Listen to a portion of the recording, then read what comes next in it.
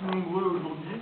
Ça prouve qu'on est, je pense, aujourd'hui capable de créer un rapport de force pour obtenir dès à présent des satisfactions à nos revendications. Et on part d'un constat aujourd'hui qui est que l'université va d'une soumission croissante au capital et qu'aujourd'hui c'est les intérêts du marché qui sont en train de prendre le pas et qui sont en train de primer sur les intérêts de la recherche, qui sont censés être la raison d'être de l'université.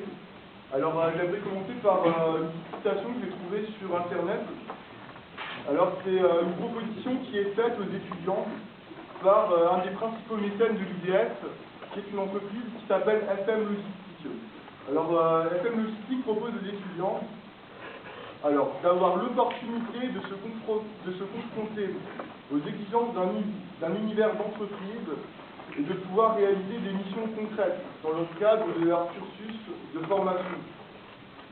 Alors, FM Logistique, donc, comme d'autres entreprises, finance certaines filières, octroie des bourses spécifiques à certains étudiants et embauche par la suite aux conditions fixées ces étudiants-là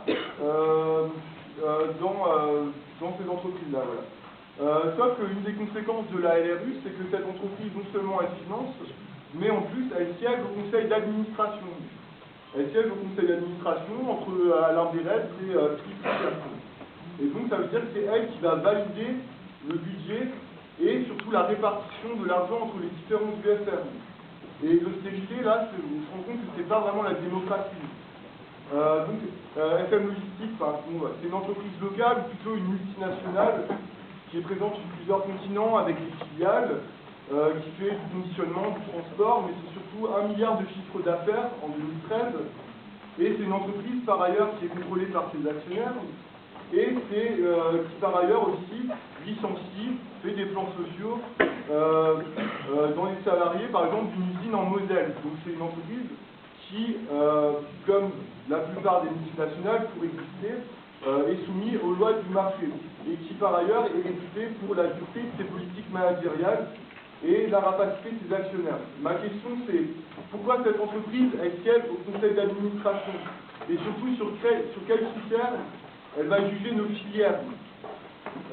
Les critères de la recherche, encore une fois, ce n'est pas les mêmes que ceux du marché et de la finance. Aujourd'hui, il faut débloquer des fonds pour les besoins urgents des UFR qui subissent depuis